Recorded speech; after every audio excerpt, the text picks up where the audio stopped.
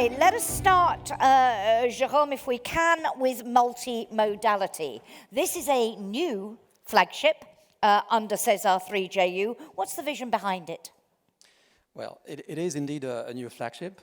However, we've already started working on multimodality in SESAR 2020 with 5 successful exploratory research projects.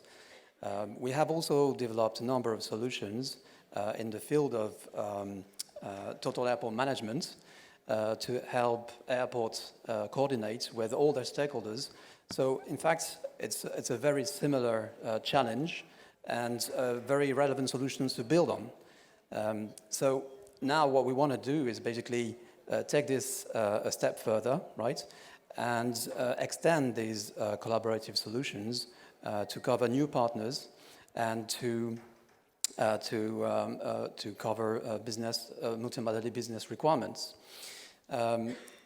So typically one of our goals there is to deliver this integrated transport network cockpit that will allow us to monitor the multimodal operations and to manage possible disruptions in the best possible way. Now, multimodality and the flagship is not just about multimodality, it's also about changing our focus and our approach from a flight-centric, which is gate-to-gate, to a more passenger-centric, so door-to-door. And to make the experience as a passenger as seamless as possible, we want to support them in everything, well, in all the different phases. So from the planning phase to organize the multimodal journeys, taking into account their preferences, by simplifying their trip with single ticketing, for instance, and also by providing them with real-time information so they can always make the best possible decisions, especially in case of disruptions. So and if I can take this opportunity, in fact, to also make some publicity, because we have launched a call, a synergy call with our sister JU Europe last week. So the goal is obviously here to work further on the integration of air, rail, transport, multimodal travels. Voilà, so there is plenty of information on our communication channels at Europe and SESAR JU. So and indeed, that was an issue that was mentioned earlier on in our discussions. Specifically to the projects we have here today at the exhibition, you talked about the work that's already been done and building on that. How can these projects help to build on that? Well, we have a couple of projects present today. So, for instance, Multimodex will carry on the work started in SESAR 2020 on performance assessment framework, which is essential to evaluate the performance of multimodal trips. They will also develop solutions around the coordinated planning of schedules, as well as disruption management solutions. So that's very key for the future solutions. Then we have SESAR, which is a fast-track project, so aiming at a very high-level, high-maturity solution. Delivering a platform, if you like, for transport service providers to come together, set up contracts, data sharing agreements, to synchronize their schedules and operations. And that same platform will also become available to passengers, you and me, through digital means, mobile apps, for instance, to organize our door-to-door journeys. Very good. Thank you very much. Now come on to another issue which has featured very heavily in our conversations today, Juan, that issue of balancing capacity with demand, a very pressing issue for the sector. So in this area of capacity and demand and dynamic airspace, can you tell me a little bit more about the focus under this theme and the sort of projects we have here today? Yes, thanks, Jackie. Indeed, I should say now that the capacity is green as well. It has been mentioned previously by Alain as well. So capacity is a scarce, capacity is a resource that has to be provided where and where is needed. So what are our solutions and flagships is basically focusing in providing capacity to accommodate the demand. What we do in our solutions, I can mention working in network flows to accommodate and having optimal structure and sectors to adapt the configurations. Also, enhancements on trajectories and local configuration, ATC configurations. We have mentioned the cross-border is an important topic, so we need to work on local but network configurations that adapt to global solutions as well. Establishing, I think it was important previously, working on performance, working on green, and taking solutions that are performance-based. So this is one of the focus of the capacity and demand, working on solutions that are performance-based, and the actors can really take solutions based on that green decision-making. Airport integration in the network, thinking end-to-end trajectories, thinking on the passenger, and integrating airports in the global picture in the network. Also at co-productivity, not only technical solutions, but focusing on the human side, giving a more flexible ATC service, being able to have cross-border configurations. So in the end, as a result, having an ATM that is more resilient, that is flexible, and that can really implement the single European sky. Mr. Juan, to continue on that, in terms of the successes so far, the results that have been achieved. We can structure considering the different actors. So on the network manager, airspace user side, FMPs, there are plenty of SESAR solutions that have delivered automated solutions to support on the decision making, putting together, working, digitalizing the CDM processes. Configurations in an automated way have been really promoted and on hands of the FMPs. On the airspace user side, we have clear examples where the airspace users can really provide and flight flights that are priority on the rotation, so they are less penalized in the measures that are taken. Civil military progress a lot, has been mentioned as well by Alain.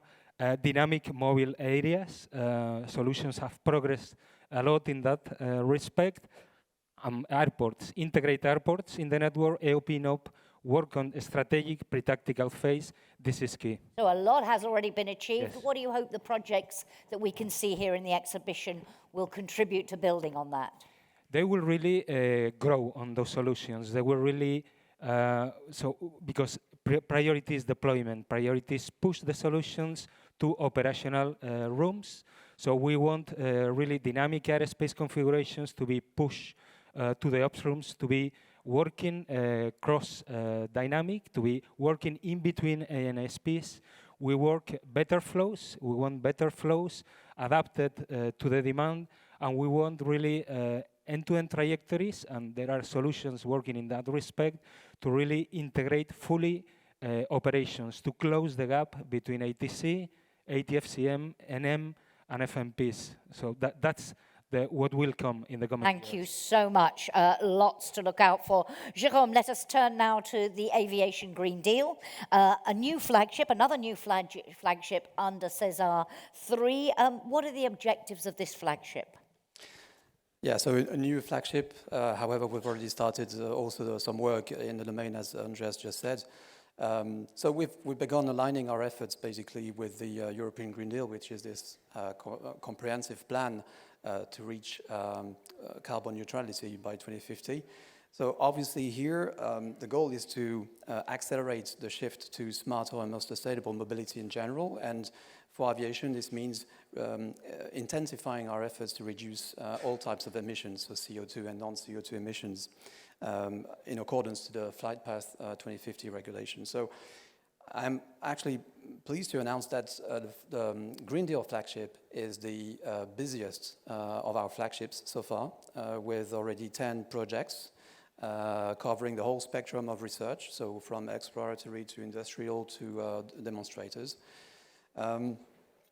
So I will not repeat what's been said in various panels already, but our intention globally is to deliver a set of operational measures and optimize trajectories to reduce our emissions, and also to have environmental dashboards in place to be able to plan environmental aspects and monitor them in our daily operations.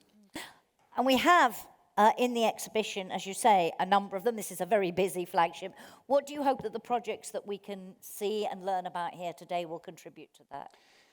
So, if you don't mind me, I would like to name them all because, in fact, we have 5 projects today, and they want to take in the credit for presenting here. So, we have 4 industrial research projects and 1 demonstrator. So, we have, for instance, Concerto, which will aim at making eco-friendly trajectories an everyday occurrence to reduce CO2 emissions and non-CO2 emissions. We have GEES, that was already mentioned earlier, that is based on wake energy retrieval to make commercial aircraft fly in formation to, again, save on fuel. Ciconia is looking at non-CO2 effects of aviation and how to measure them to make sure that they are taken into consideration in how we plan and operate on a daily basis. GALAD, for instance, is looking at the dynamic allocation of required navigation performance routes in a terminal area. And finally, we have ECHOS, which is a demonstrator, looking at the feasibility to use satellite-based VHF communications to remain in touch and to monitor aircraft flying over the ocean so they can fly more efficient routes and also reduce and be more efficient. Thank you very much. In some cases, we haven't been able to mention them all, but great, you could cram in a reference to them all there. Juan, let me come to our last group of projects. Virtualization, we've heard a great deal about that today. Cybersecurity, something that was mentioned earlier in the context of the challenges that are getting bigger for us. What are the key priorities under this theme? I would like to say, first of all, when I'm asked the question on cybersecurity and virtual center, this is not a geek flagship, and this is a flagship which is really attached to the aerospace architecture study and the strategy of the master plan. We have heard a lot of reasons today for that. So virtualization is the mean that we have on our hands to really decouple the data service provision from the ATS. What does it mean? That means a lot in ATM. That means that we can be more efficient, that we can make use of those external services, this data, providing services in a more dynamic way. We can attend cross-border operations. We can, if we facilitate secure data sharing, we can digitalize CDM process. And of course, other objectives and priorities of the flagship are, it has been mentioned, regulation and standards are key. SWIM, standardize the virtual center services.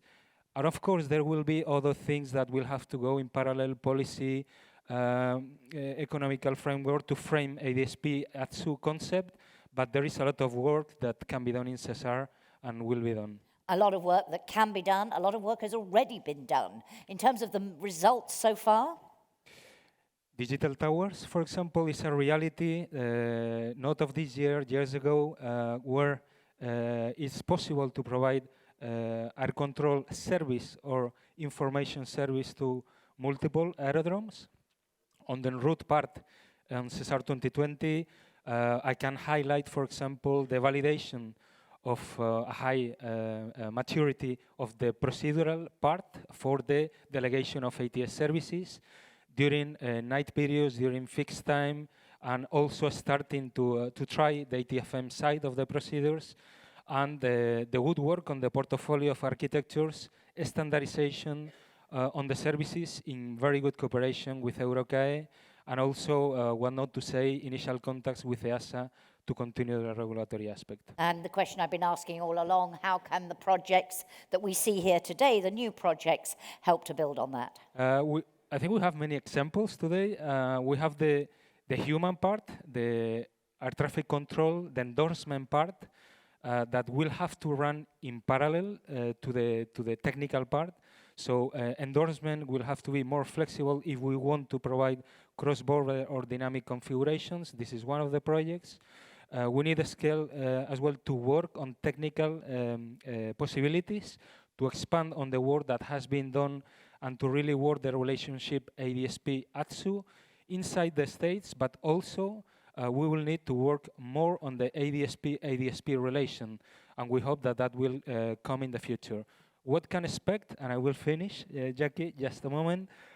We can expect more digital sky demonstrators working on voice, working on ADSP, and for sure we will have many standards and coordination with us in the coming years. Thank you so much to both of you.